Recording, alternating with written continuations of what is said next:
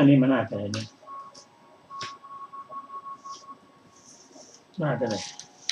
พระราศีสูตรเนี่ย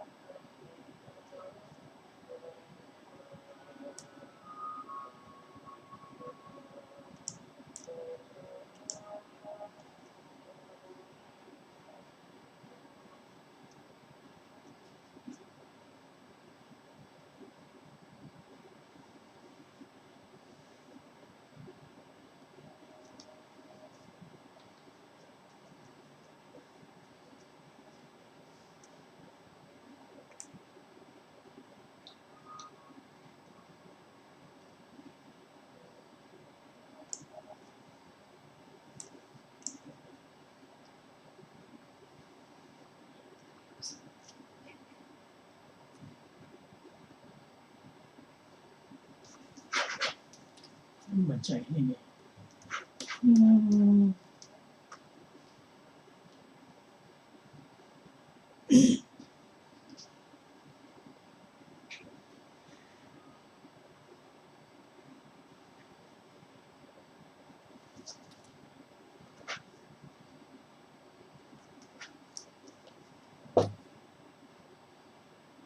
ขอนอบน้อมแด่พระผู้มีพระภาคเจ้าพระองค์นั้นซึ่งเป็นผู้ไกลจากกิเลสตรัสรู้ชอบได้โดยพระองค์เองสวัสดีครับท่านผู้ฟังที่เคารพครับท่านผู้ฟังรับฟังรายการพระไตรปิฎกลอยฟ้ามีเสนอท่านผู้ฟังทุกวันพุธตั้งแต่เวลา 18 นาฬิกาถึง 19 นาฬิกาดำเนินรายการโดยกับผมพันเอกธนัทเดชะมีอาจารย์สุรภะเป็นผู้ร่วมรายการวันนี้เราได้นำพระไตรปิฎกฉบับมมร.เล่มที่ 18 มาศึกษากันในพระสูตรที่ชื่อว่ามหาสาโรปมสูตรซึ่งพระสูตรนี้พระองค์ได้ตรัสกับภิกษุทั้งหลายหลังจากที่พระเทวทัตได้ทำอนันตริยกรรม2 ประการคือกลิ้งศิลาแล้วสะเก็ดของศิลาไปกระทบพระบาทให้ห่อเลือดประการที่ 1ประการที่ 2ยุสงฆ์ให้แตกกันอันนี้เป็นกรรมหนัก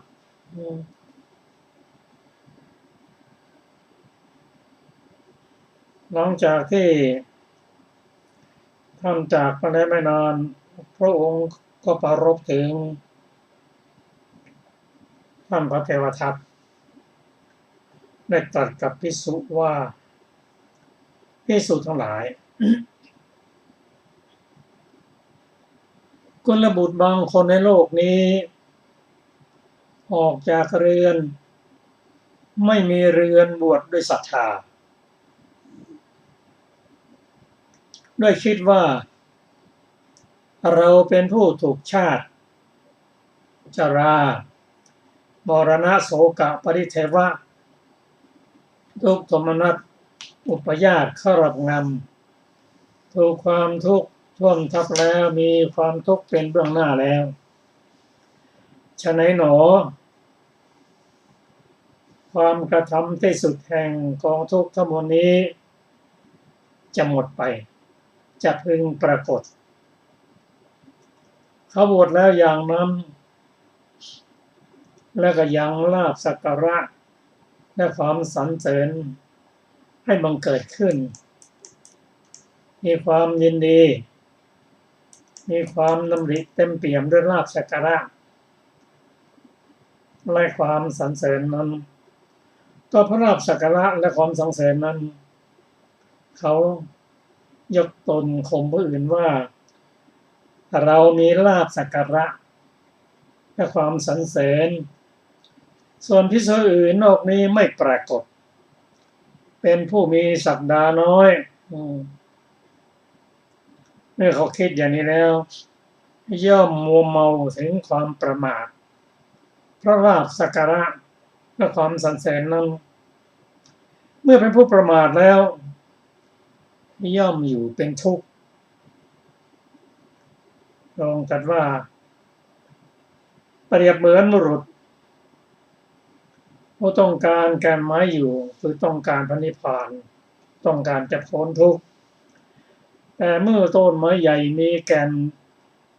ยืนต้นอยู่ก็ละเลยผ่านไปผ่านแก่นไปเลยกระทิเลยกระพี้เลยเปลือกและเลยสะเก็ดไปเสียตัดเอากิ่งและใบถือไปด้วยสำคัญว่าเป็นแก่นบุรุษผู้มีจักษุเห็นเขาแล้วพึงกล่าวอย่างนี้ว่าบุรุษผู้เจริญนี้ไม่รู้จักแก่นไม้ไม่รู้จักกระพี้ไม่รู้จักเปลือกไม่รู้จักสะเก็ดไม่รู้จักกิ่งและใบบุรุษผู้มีจักษุ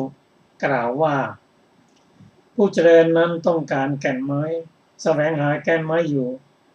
เที่ยวสอหาแก่นไม้อยู่เมื่อเลยต้นไม้ใหญ่เลยกับพี้ไปเลยเปลือกไปเลยสะเก็ดไปตัดเอากิ่งและใบถือไปสำคัญว่าเป็นแก่นฉันนั้นก็เหมือนกันภิกษุผู้ปรารถนาจะพ้นทุกข์ออกบวชด้วยศรัทธาคิดว่าเราเป็นผู้ถูกชาติชรามรณะโศกปริเทวทุกข์โทมนัสอุปยาตครอบงำแล้วถูกความทุกข์ท่อมทับแล้วมีความทุกข์เป็นเบื้องหน้าแล้วฉะไหนจะทำที่สุดแห่งกองทุกข์นี้ได้บวชแล้วมีลาภสักการะเกิดขึ้นยินดีในลาภสักการะนั้นมีความดำริเต็มเปี่ยมด้วยลาภสักการะและสรรเสริญนั้นเพราะลาภและสักการะสรรเสริญนั้นเขาย่อมยกตนข่มผู้อื่นว่าเรามีสักการะเรามีลาภมีความสรรเสริญส่วนที่อื่นนอกนี้ไม่ปรากฏหรือมีคนรู้จักน้อยมีศักดาน้อยเขาย่อมมัวเมาถึงความประมาทเพราะลาภสักการะสรรเสริญนั้นเมื่อเป็นผู้ประมาทแล้วย่อมอยู่เป็นทุกข์ดูก่อนภิกษุทั้งหลายภิกษุนี้เราเรียกว่าถือเอา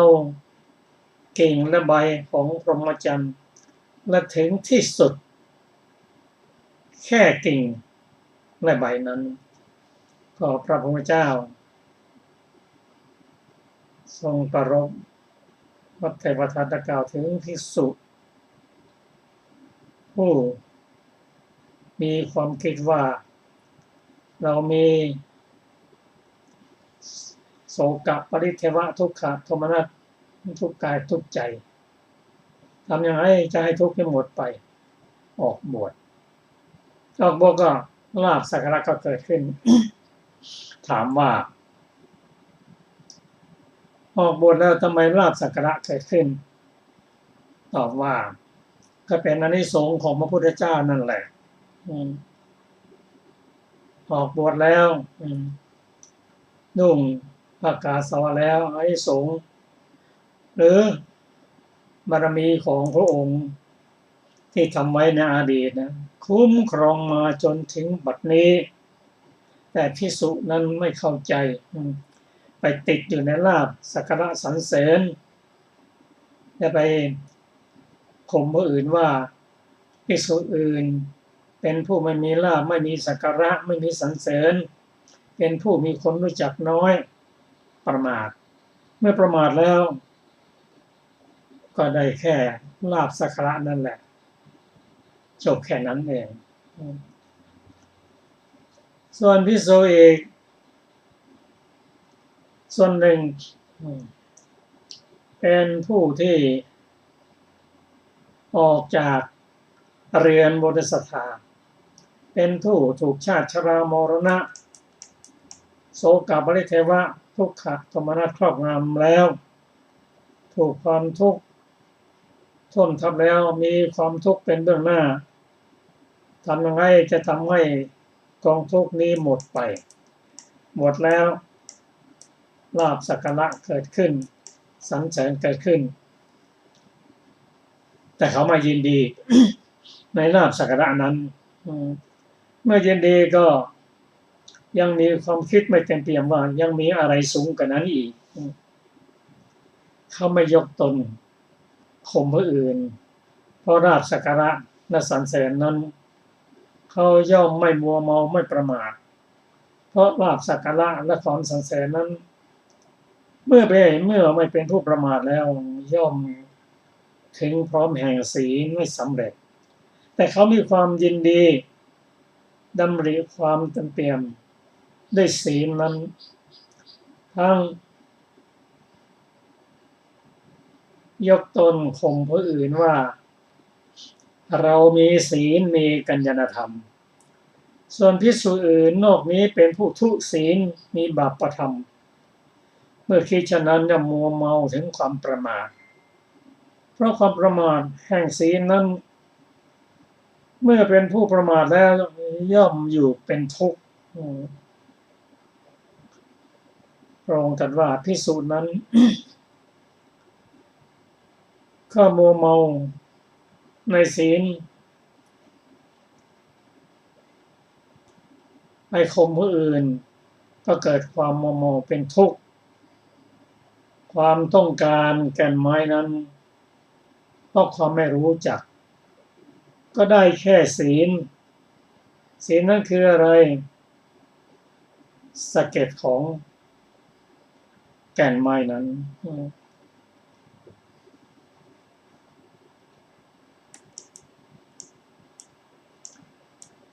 ส่วนภิกษุรูปหนึ่ง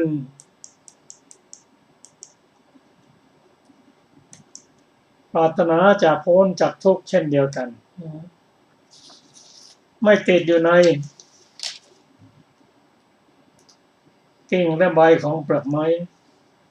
ไม่ติดอยู่ในสะเก็ดแต่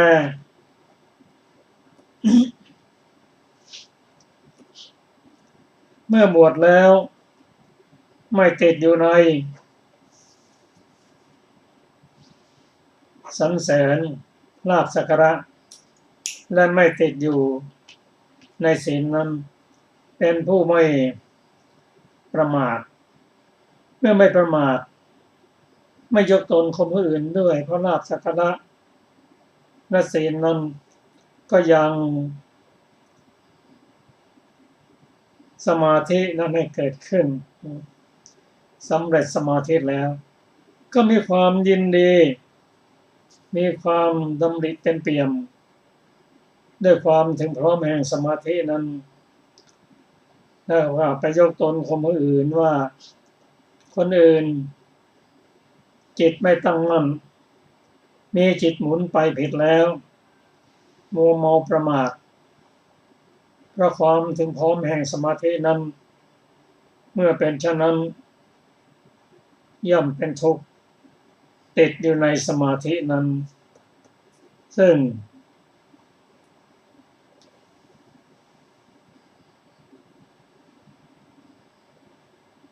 ติดอยู่ในสมาธินั้นก็ไปยกตนข่มผู้อื่นว่าเรามีจิตตั้งมั่นส่วนผู้อื่นนั้นมีจิตไม่ตั้งมั่นหนอก็คงได้แต่เปรียบไปรายละเอียดนั้นขอเชิญรับฟังพระอาจารย์สุรภาค่ะสวัสดีค่ะท่านผู้ฟังทุกท่านว่าด้วยเปลือกของพรหมจรรย์ดูก่อนภิกษุทั้งหลายกุลบุตรบางคนในโลกนี้ออกจากเรือนไม่มีเรือนบวชด้วยศรัทธาด้วยคิดว่าเราเป็นผู้ถูกชาติชรามรณะโศกปริเทวะทุกโทมนัส อุปาญาตครอบงำแล้ว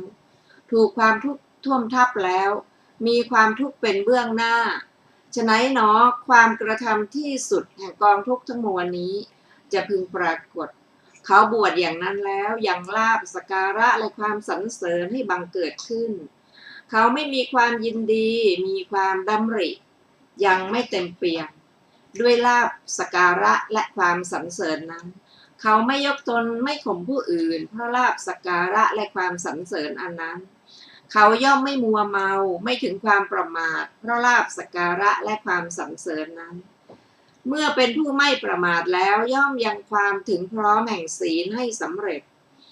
เขามีความยินดีด้วยความถึงพร้อมแห่งศีลนั้นแต่มีความดำริยังไม่เต็มเปี่ยมเขาไม่ยกตนไม่ข่มผู้อื่นเพราะความถึงพร้อมแห่งศีลอันนั้นเขาย่อมไม่มัวเมาไม่ถึงความประมาทเพราะความถึงพร้อมแห่งศีลนั้นเมื่อเป็นผู้ไม่ประมาทแล้วย่อมยังความถึงพร้อมแห่งสมาธิให้สำเร็จเขามีความยินดีมีความดำริเต็มเปี่ยมด้วยความถึงพร้อมแห่งสมาธินั้นเพราะความถึงพร้อมแห่งสมาธิอันนั้นเขาย่อมยกตนข่มผู้อื่นว่าเรามีจิตตั้งมั่นมีจิตมีอารมณ์เป็นอันเดียวส่วนภิกษุอื่น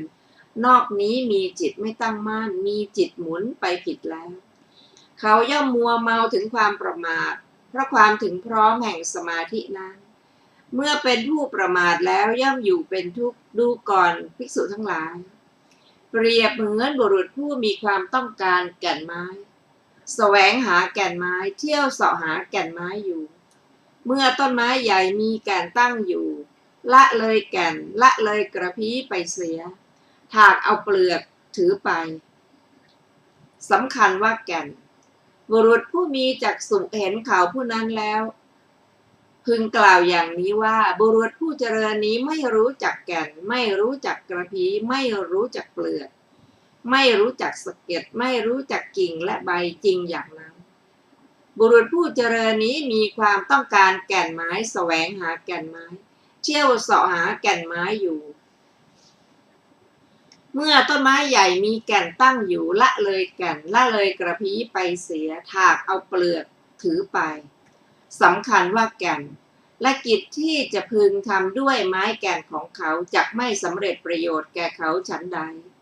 กุลบุตรบางคนในโลกนี้ก็ฉะนั้นเหมือนกันออกจากเรือนไม่มีเรือนบวชด้วยศรัทธาคิดว่าเราเป็นผู้ถูกชาติชรามรณะโศกะปริเทวะทุกโทมนัสอุปาญาตครอบงำแล้วถูกความทุกข์ท่วมทับแล้วมีความทุกข์เป็นเบื้องหน้าฉะนั้นหนอความกระทำที่สุดแห่งกองทุกข์ทั้งมวลนี้จะพึงปรากฏ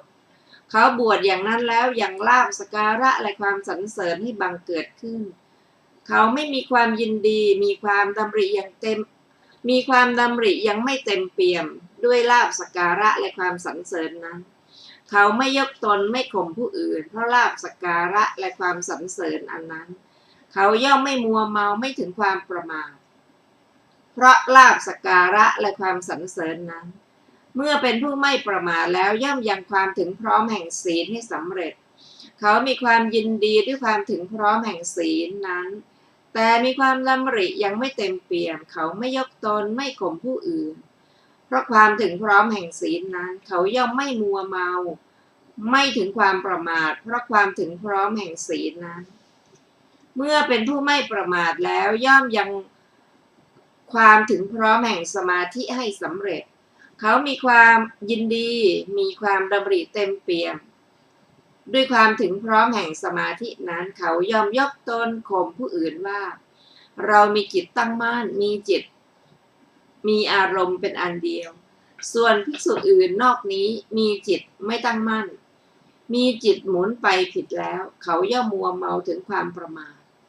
เพราะความถึงพร้อมแห่งสมาธินั้นเมื่อเป็นผู้ประมาทแล้วย่อมอยู่เป็นทุกข์ดูก่อนภิกษุทั้งหลายภิกษุนี้เราเรียกว่าได้ถือเอาเปลือกแห่งพรหมจรรย์และถึงที่สุดแค่เปลือกนั้นหัวข้อต่อไปว่าด้วยกระพี้แห่งพรหมจรรย์ ดูก่อนภิกษุทั้งหลายกุลบุตรบางคนในโลกนี้ออกจากเรือนไม่มีเรือนบวชด้วยศรัทธาด้วยคิดว่าเราเป็นผู้อัญชาติชรามรณะโสกะปริเทวะทุกโทมนัสอุปาญาตครอบงำแล้วถูกความทุกข์ท่วมทับแล้วมีความทุกข์เป็นเบื้องหน้าฉะนั้นหนอความกระทำที่สุดแห่งกองทุกข์ทั้งมวลนี้จะพึงปรากฏเขาบวชอย่างนั้นแล้วยังลาภสักการะและความสรรเสริญให้บังเกิดขึ้นเขาไม่มีความยินดีมีความดำริยังไม่เต็มเปี่ยมด้วยลาภสักการะและความสรรเสริญนั้นเขาไม่ยกตนไม่ข่มผู้อื่นด้วยลาภสักการะและความสรรเสริญอันนั้นเขาย่อมไม่มัวเมาไม่ถึงความประมาทเพราะลาภสักการะและความสรรเสริญนั้นเมื่อเป็นผู้ไม่ประมาทแล้วย่อมยังความถึงพร้อมแห่งศีลให้สำเร็จ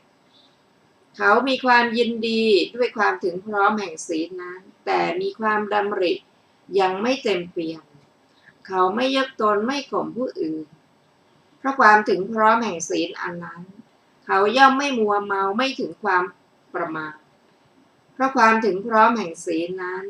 เมื่อเป็นผู้ไม่ประมาทแล้วย่อมยังความถึงพร้อมแห่งสมาธิให้สำเร็จเขามีความยินดีด้วยความถึงพร้อมแห่งสมาธินั้นแต่มีความดำริยังไม่เต็มเปี่ยมเขาไม่ยกตนไม่ข่มผู้อื่นเพราะความถึงพร้อมแห่งสมาธิอันนั้นเขาย่อมไม่มัวเมาไม่ถึงความประมาทเพราะความถึงพร้อมแห่งสมาธินั้นเมื่อเป็นผู้ไม่ประมาทแล้วย่อมยังญาณทัศนะให้สำเร็จเขามีความยินดีมีความเต็มเปี่ยมมีความดำริเต็มเปี่ยมแล้วด้วยญาณทัศนะนั้นเพราะญาณทัศนะอันนั้นเขาย่อมยกตนข่มผู้อื่นว่าเรารู้เราเห็นอยู่ส่วนภิกษุอื่นนอกนี้ไม่รู้ไม่เห็นอยู่เขาย่อมมัวเมาถึงความประมาทเพราะญาณทัศนะนั้นเมื่อเป็นผู้ประมาทแล้วย่อมอยู่เป็นทุกข์ดูก่อนภิกษุทั้งหลายเปรียบเหมือนบุรุษผู้มีความต้องการแก่นไม้แสวงหาแก่นไม้เที่ยวเสาะหาแก่นไม้อยู่เมื่อต้นไม้ใหญ่มีแก่นตั้งอยู่ละเลยแก่นไปเสียถากเอากระพี้ถือไปสำคัญว่าแก่นบุรุษผู้มีจักษุเห็นเขาผู้นั้นแล้วพึงกล่าวอย่างนี้ว่าบุรุษผู้เจริญนี้ไม่รู้จักแก่นไม่รู้จักกระพี้ไม่รู้จักเปลือกไม่รู้จักสะเก็ดไม่รู้จักกิ่งและใบจริงอย่างนั้นบุรุษผู้เจริญนี้มีความต้องการแก่นไม้อยู่แสวงหาแก่นไม้เที่ยวเสาะหาแก่นไม้อยู่เมื่อต้นไม้ใหญ่มีแก่นตั้งอยู่ละเลยแก่นไปเสียหากเอากระพี้ถือไปสำคัญว่าแก่นและกิจที่จะพึงทำด้วยแก่นไม้ของเขาจะไม่สำเร็จประโยชน์แก่เขาฉันใดกุลบุตรบางคนในโลกนี้ก็ฉะนั้นเหมือนกันออกจากเรือนไม่มีเรือนบวชด้วยศรัทธาด้วยคิดว่าเราเป็นผู้ถูกชาติชรามรณะโสกะปริเทวะทุกโทมนัสอุปาญาตครอบงำแล้วถูกความทุกข์ท่วมทับแล้วมีความทุกข์เป็นเบื้องหน้าฉะนั้นหนอความกระทำที่สุดแห่งกองทุกข์ทั้งมวลนี้จะพึงปรากฏเขาบวชอย่างนั้นแล้วยังลาภสักการะและความสรรเสริญให้บังเกิดขึ้นเขาไม่มีความยินดีมีความดำริยังไม่เต็มเปี่ยมด้วยลาภสักการะและความสรรเสริญนั้นเขาไม่ยกตนไม่ข่มผู้อื่นเพราะลาภสักการะและความสรรเสริญอันนั้นเขาย่อมไม่มัวเมาไม่ถึงความประมาทเพราะลาภสักการะและความสรรเสริญนั้นเมื่อเป็นผู้ไม่ประมาทแล้วย่อมยังความถึงพร้อมแห่งศีลให้สำเร็จเขามีความยินดีด้วยความถึงพร้อมแห่งศีลนั้นแต่มีความดำริยังไม่เต็มเปี่ยมเขาไม่ยกตนไม่ข่มผู้อื่นเพราะความถึงพร้อมแห่งศีลอันนั้นเขาย่อมไม่มัวเมาไม่ถึงความประมาทเพราะความถึงพร้อมแห่งศีลนั้นเมื่อเป็นผู้ไม่ประมาทแล้วย่อมยังความถึงพร้อมแห่งสมาธิให้สำเร็จเขามีความยินดีด้วยความถึงพร้อมแห่งสมาธินั้นแต่มีความดำริยังไม่เต็มเปี่ยมเขาไม่ยกตนไม่ข่มผู้อื่นเพราะความถึงพร้อมแห่งสมาธิอันนั้นเขาย่อมไม่มัวเมาไม่ถึงความประมาทเพราะความถึงพร้อมแห่งสมาธินั้นเมื่อเป็นผู้ไม่ประมาทแล้วย่อมยังญาณทัศนะให้สำเร็จ เขามีความยินดีมีความดำริเต็มเปี่ยมแล้วด้วยญาณทัศนะนั้นพระญาณทัศนะอันนั้นเขาย่อมยกตนข่มขู่ผู้อื่นว่าเรารู้เราเห็นอยู่ส่วนภิกษุอื่นนอกนี้ไม่รู้ไม่เห็นอยู่ เขาย่อมมัวเมาถึงความประมาทเพราะญาณทัศนะนั้นเมื่อเป็นผู้ประมาทแล้วย่อมอยู่เป็นทุกข์ดูก่อนภิกษุทั้งหลายภิกษุนี้เราเรียกว่าได้ถือเอากระพี้แห่งพรหมจรรย์และถึงที่สุดแค่กระพี้นั้นแหละต่อไปว่าด้วยแก่นของพรหมจรรย์ดูก่อนภิกษุทั้งหลายกุลบุตรบางคนในโลกนี้ออกจากเรือนไม่มีเรือนบวชได้ศรัทธาโดยคิดว่าเราเป็นผู้ถูกชาติชรามรณะโศกะปริเทวะทุกโทมนัสอุปายาสครอบงำแล้วถูกความทุกข์ท่วมทับแล้วมีความทุกข์เป็นเบื้องหน้าฉะนั้นหนอความกระทำที่สุดแห่งกองทุกข์ทั้งมวลนี้จะพึงปรากฏเขาบวชอย่างนั้นแล้วยังลาภสักการะและความสรรเสริญให้บังเกิดขึ้นเขาไม่มีความยินดีมีความดำริยังไม่เต็มเปี่ยมด้วยลาภสักการะและความสรรเสริญนั้นเขาไม่ยกตนไม่ข่มผู้อื่นเพราะลาภสักการะและความสรรเสริญอันนั้นเขาย่อมไม่มัวเมาไม่ถึงความประมาทเพราะลาภสักการะและความสรรเสริญนั้นเมื่อเป็นผู้ไม่ประมาทแล้วย่อมยังความถึงพร้อมแห่งศีลให้สำเร็จ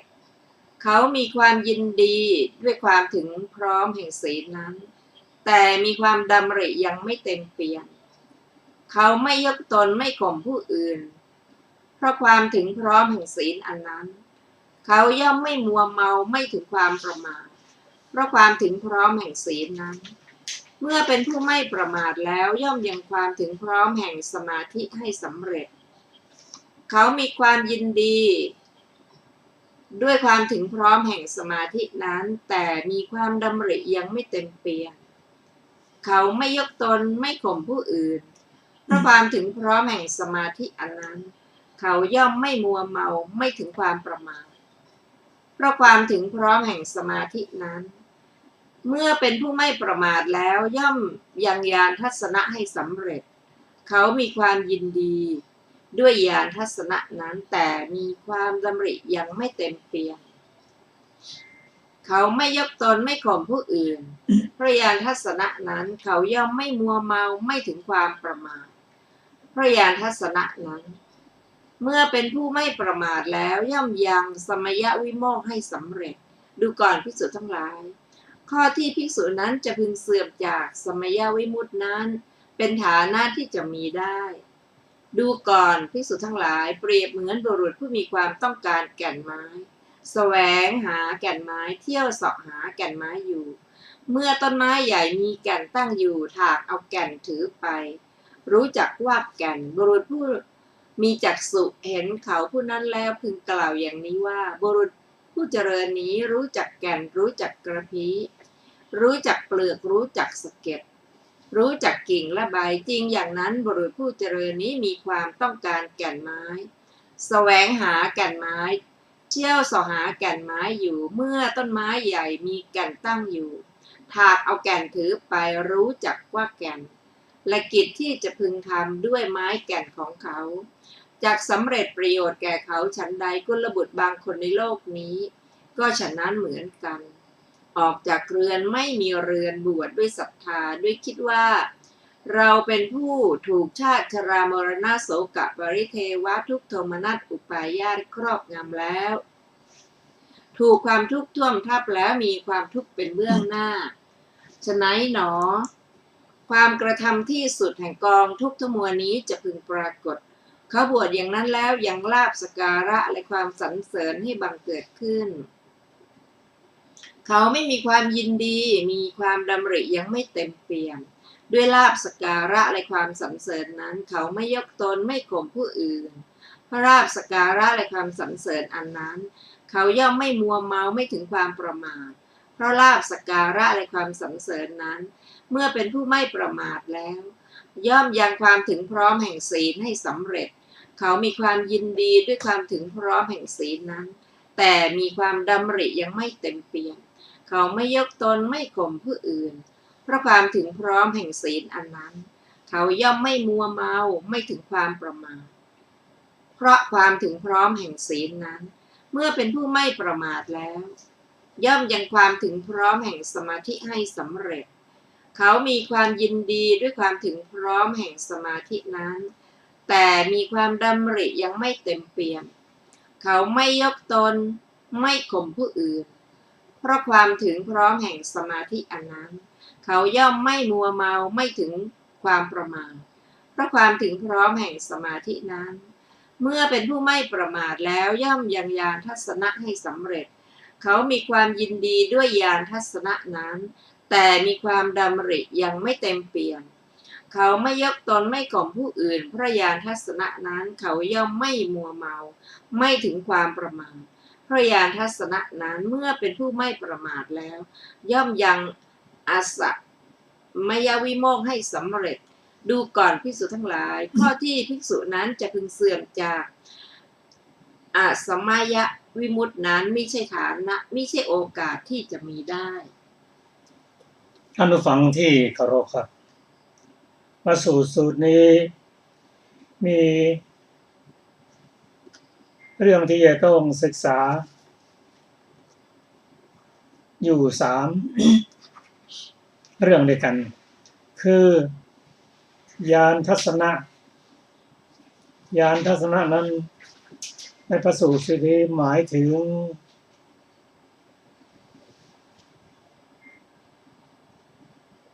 ทิพจักษุญาณทัศนะนี้พระสูตรนี้หมายถึง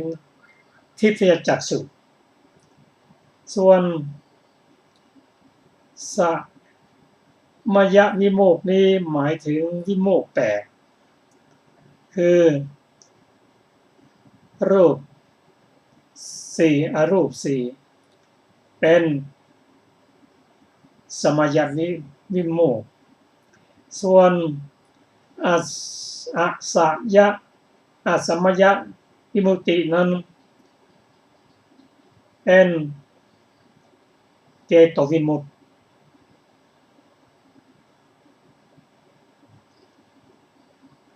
รายละเอียดนั้นเราจะได้ทราบในอรรถกถา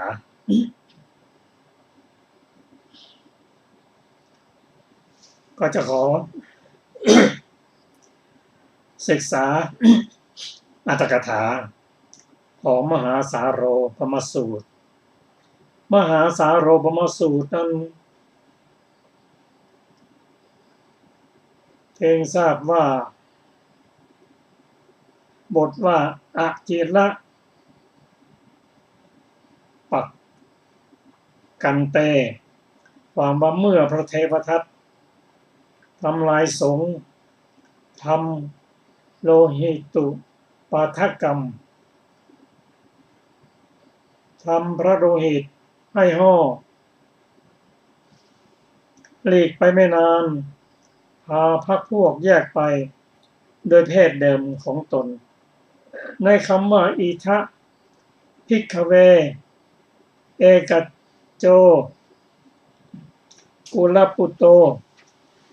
ท่านไม่ได้กำหนดว่ากุลบุตรชื่อโน้นก็จริงถึงอย่างนั้นคำนี้เพิ่งทราบว่าท่านกล่าวหมายเฉพาะพระเทวทัตเท่านั้นจริงอยู่พระเทวทัตชื่อว่าเป็นกุลบุตรโดยชาติประเกิดในวงของพระเจ้าโอกากาคราชตามเชื้อสายของมหาสมบัติราชที่ไม่ละคนในวงอื่นบทว่าโอตินโนได้แก่ชาติของผู้ใดอยู่ภายในผู้นั้นชื่อว่าถูกชาติครอบงำแล้วแม้ในชาราเป็นต้นก็มีในนี้เช่นกันปัจจัย4ชื่อว่าลาภคำว่าลาภและสักการะนั้นสักการโรได้แก่ปัจจัย4เองคืออาหารเครื่องนุ่งห่มที่อยู่อาศัยกุฏิ และกิลานปัจจัยก็เป็นเรื่องของความพระมหากรุณาธิคุณของพระพุทธเจ้าที่พระองค์ปรารถนาให้ภิกษุผู้ปรารถนาจะพ้นจากทุกข์ได้ปฏิบัติตามขั้นตอนไม่ไปติดอยู่เรื่องใดเรื่องหนึ่งคือไม่ไปติดอยู่ในเรื่องลาภสักการะสรรเสริญไม่ไปติดอยู่ในเรื่องของศีลไม่ติดในเรื่องของสมาธิและไม่ติดในเรื่องของญาณทัศนะคือทิพจักษุและไม่ติดอยู่ในฌานและรูปฌานเป็นต้นก็ให้ปฏิบัติจนถึงเจโตวิมุตติมันไม่สามารถจะทำให้กิเลสกำเริบได้ครับรายละเอียดนั้นขอเชิญอาจารย์สุรภา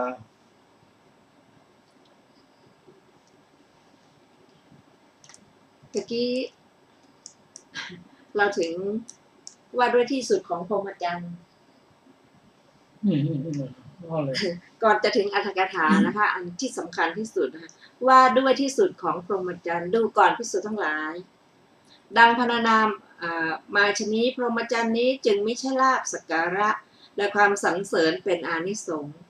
มิใช่มีความถึงพร้อมแห่งศีลเป็นอานิสงส์มิใช่มีความถึงพร้อมแห่งสมาธิเป็นอานิสงส์มิใช่มีญาณทัศนะเป็นอานิสงส์แต่พรหมจรรย์นี้มีเจโตวิมุตติอันไม่กำเริบเป็นประโยชน์เป็นแก่นเป็นที่สุดพระผู้มีพระภาคเจ้าได้ตรัสพระพุทธพจน์นี้แล้วภิกษุเหล่านั้นชื่นชมยินดีพระภาสิทธิ์ของพระผู้มีพระภาคเจ้าแล้วแลจบมหาสาโรปมาสูตรที่9ซึ่งมีอรรถกถาดังต่อไปนี้พึงทราบวินิจฉัยในมหาสาโรปมาสูตรนั้นดังต่อไปนี้บทว่าอจิระปกันเตความว่าเมื่อพระเทวทัตทำลายสงฆ์ทำโลหิตุปาทกรรมทำพระโลหิตให้ห่อหลีกไปไม่นานพาพรรคพวกแยกไปโดยเพศเดิมของตนในคำว่าอิทาภิกขเวเอกัจโจกุลปุตโตท่านไม่ได้กำหนดว่ากุลบุตรชื่อโน้นก็จริงถึงอย่างนั้นคำนี้พึงทราบว่าท่านกล่าวหมายเฉพาะพระเทวทัตเท่านั้นจริงอยู่พระเทวทัตชื่อว่าเป็นกุลบุตรโดยชาติเพราะเกิดในวงพระเจ้าโอกากากราชตามเชื้อสายมหาสมบัติราชที่ไม่ระคนวงอื่นบทว่าโอตินโนได้แก่ชาติของผู้ใดอยู่ภายในผู้นั้นชื่อว่าผู้ถูกชาติครอบงำแล้ว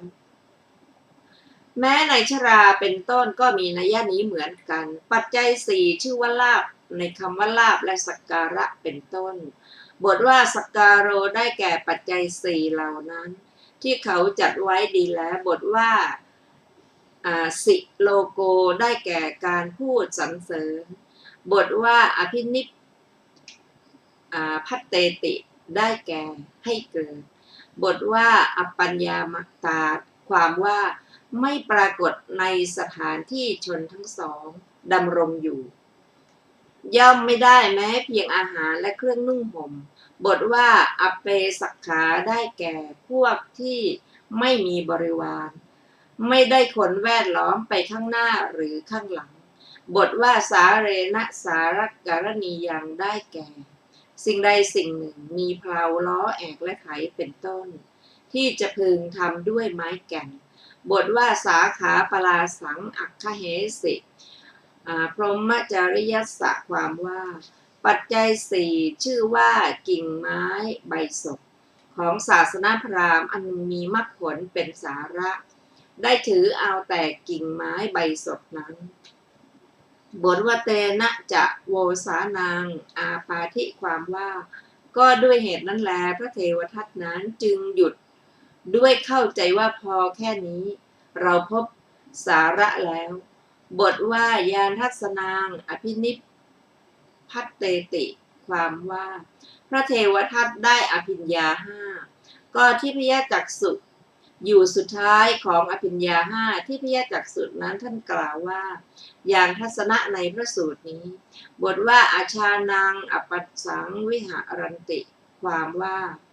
ภิกษุทั้งหลายไม่รู้สุขุมรูปไรๆโดยที่สุดแม้ปีศาจคลุกฝุ่นก็ไม่เห็นอยู่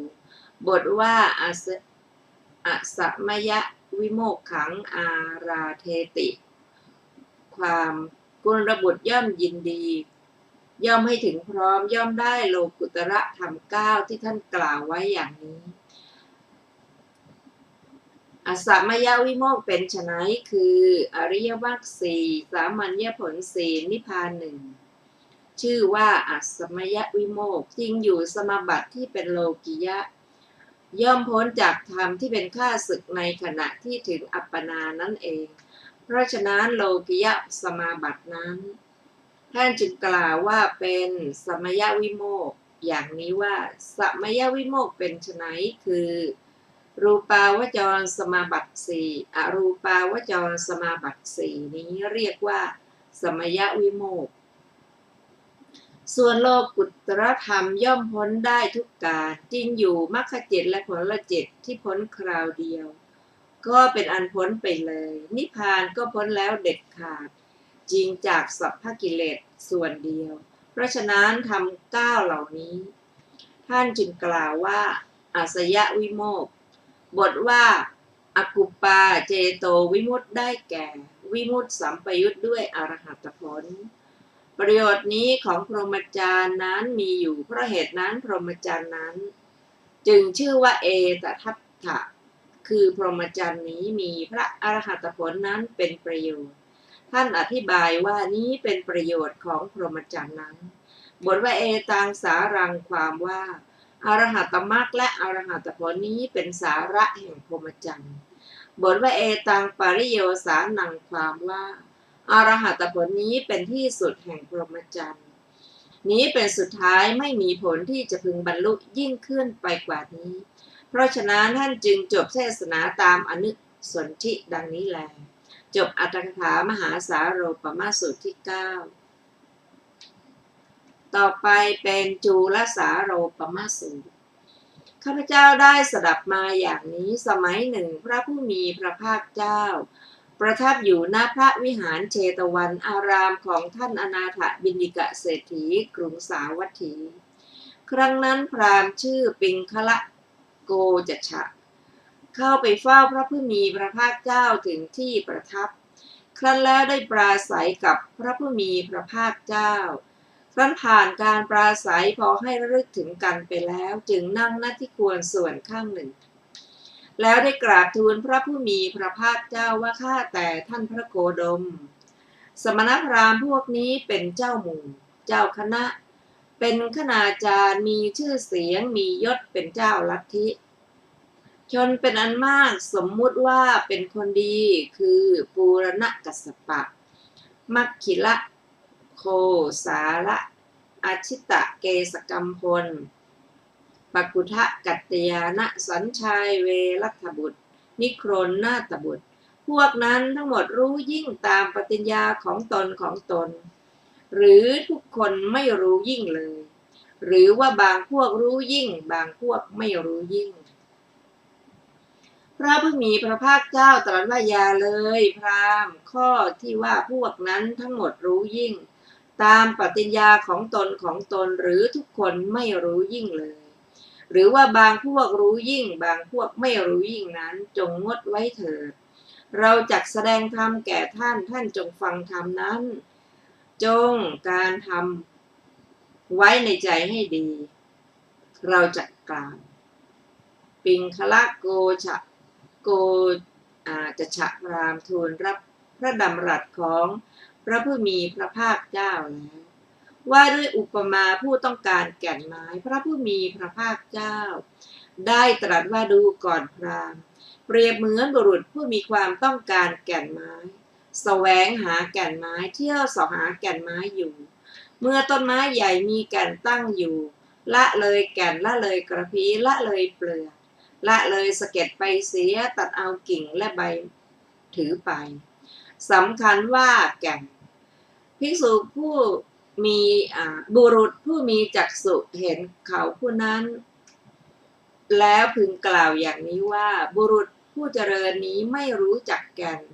ไม่รู้จักเปลือกไม่รู้จักสะเก็ดไม่รู้จักกิ่งและใบจริงอย่างนั้นบุรุษผู้เจริญนี้มีความต้องการแก่นไม้แสวงหาแก่นไม้เที่ยวเสาะหาแก่นไม้อยู่ เมื่อต้นไม้ใหญ่มีแก่นตั้งอยู่ละเลยแก่นละเลยกระพี้ละเลยเปลือกละเลยสะเก็ดไปเสียตัดเอากิ่งและใบถือไปสำคัญว่าแก่นและกิจที่จะพึงทำด้วยไม้แก่นของเขาจักไม่สำเร็จประโยชน์แก่เขาหรืออีกอย่างหนึ่งเปรียบเหมือนบุรุษผู้มีความต้องการแก่นไม้แสวงหาแก่นไม้เที่ยวเสาะหาแก่นไม้อยู่เมื่อต้นไม้ใหญ่มีแก่นตั้งอยู่ละเลยแก่นละเลยกระพี้ละเลยเปลือกไปเสียหากเอาสะเก็ดถือไปสำคัญว่าแก่นบุรุษผู้มีจักษุเห็นเขาผู้นั้นแล้วพึงกล่าวอย่างนี้ว่าบุรุษผู้เจริญนี้ไม่รู้จักแก่นไม่รู้จักกระพี้ไม่รู้จักเปลือก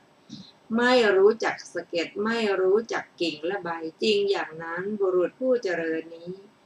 มีความต้องการแก่นไม้แสวงหาแก่นไม้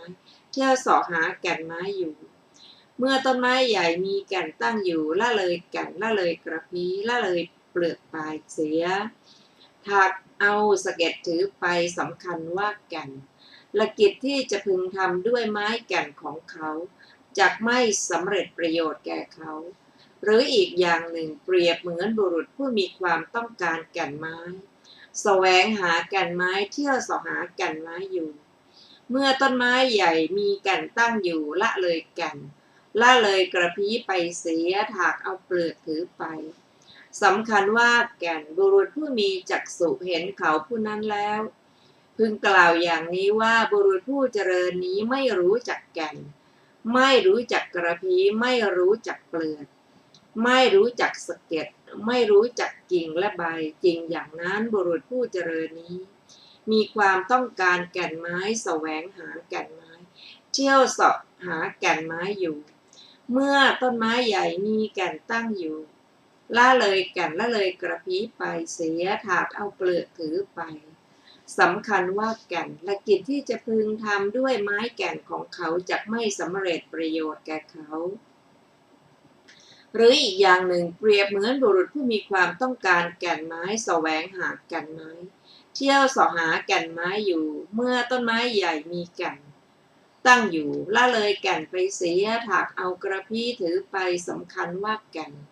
บุรุษผู้มีจักษุเห็นเขาผู้นั้นแล้วพึงกล่าวอย่างนี้ว่าบุรุษผู้เจริญนี้ไม่รู้จักแก่นไม่รู้จักกระพี้ไม่รู้จักเปลือกไม่รู้จักสะเก็ดไม่รู้จักกิ่งและใบจริงอย่างนั้นบุรุษผู้เจริญนี้มีความต้องการแก่นไม้แสวงหาแก่นไม้เที่ยวเสาะหาแก่นไม้อยู่เมื่อต้นไม้ใหญ่มีแก่นตั้งอยู่ละเลยแก่นไปเสียหากเอากระพี้ถือไปสำคัญว่าแก่นและกิจที่จะพึงทำด้วยไม้แก่นของเขาจักไม่สำเร็จประโยชน์แก่เขาหรืออีกอย่างเปรียบเหมือนบุรุษผู้มีความต้องการแก่นไม้แสวงหาแก่นไม้เที่ยวเสาะหาแก่นไม้อยู่เมื่อต้นไม้ใหญ่มีแก่นตั้งอยู่ตัดเอาแก่นนั้นแหละถือไปรู้อยู่ว่าแก่นบุรุษผู้มีจักษุเห็นเขาผู้นั้นแล้วพึงกล่าวอย่างนี้ว่าบุรุษผู้เจริญนี้รู้จักแก่นรู้จักกระพี้รู้จักเปลือกรู้จักสะเก็ดรู้จักกิ่งและใบจริงอย่างนั้นบุรุษผู้เจริญนี้มีความต้องการแก่นไม้เที่ยวเสาะหาแก่นไม้อยู่เมื่อต้นไม้ใหญ่มีแก่นตั้งอยู่ตัดเอาแก่นนั่นแหละถือไปรู้อยู่ว่าแก่นและกิจที่จะพึงทำด้วยไม้แก่นของเขาจักสำเร็จประโยชน์แก่เขาฉันใดหัวข้อว่าด้วยบุคคลที่หนึ่งดูก่อนพราหมณ์ฉะนั้นเหมือนกันแลกุลบุตรบางคนในโลกนี้ออกจากเรือนไม่มีเรือนบวชด้วยศรัทธาด้วยคิดว่าเราเป็นผู้อันชาติชรามรณะโศกะปริเทวะทุกโทมนัสครอบงำแล้ว ถูกความทุกข์ท่วมทับแล้ว มีความทุกข์เป็นเบื้องหน้าฉะนั้นหนอความกระทำที่สุดแห่งกองทุกข์ทั้งมวลนี้ จะพึงปรากฏเขาบวชอย่างนั้นแล้วอย่างลาภสักการะและความสรรเสริญให้บังเกิดขึ้น เขามีความยินดีมีความดำริเต็มเปี่ยมด้วยลาภสักการะและความสรรเสริญนั้นเพราะลาภสักการะและความสรรเสริญอันนั้นเขาย่อมยกตนข่มผู้อื่นว่าเรามีลาภสักการะและความสรรเสริญส่วนภิกษุอื่นนอกนี้ไม่ปรากฏหรือมีคนรู้จักน้อยมีศักดาน้อยอันหนึ่งเขาไม่ยังฉันทะให้เกิดไม่พยายามเพื่อทำให้แจ้งซึ่งทำเราอื่นอันยิ่งกว่าและประณีตกว่าลาภสักการะในความสรรเสริญนั้นทั้งเป็นผู้มีความประพฤติย่อหย่อนท้อถอยเปรียบเหมือนบุรุษคนนั้นที่มีความต้องการแก่นไม้แสวงหาแก่นไม้เที่ยวเสาะหาแก่นไม้อยู่เมื่อต้นไม้ใหญ่มีแก่นตั้งอยู่ละเลยแก่นละเลยกระพี้ละเลยเปลือกละเลยสะเก็ดไปเสียตัดเอากิ่งและใบถือไปสำคัญว่าแก่นและกิจที่จะพึงทำด้วยไม้แก่นของเขาจะไม่สำเร็จประโยชน์แก่เขาฉันใดดูก่อนพราหมณ์เราเรียกบุคคลนี้ว่ามีอุปมาฉันนั้นท่านผู้ฟังที่เคารพค่ะวันนี้รายการพระไตรปิฎกลอยฟ้าก็ได้หมดเวลาลงแล้วนะเราจะได้มาศึกษาต่อในหัวข้อว่าด้วยบุคคลที่สองต่อไปในวันพุธหน้าเวลาเดียวกันนี้ขอบพระคุณทุกท่านที่ได้ร่วมศึกษาด้วยกันขอมีความสุขสวัสดีและมีความเจริญในธรรมยิ่งขึ้นไปวันนี้ขอลาไปก่อนนะคะสวัสดีค่ะสวัสดีครับ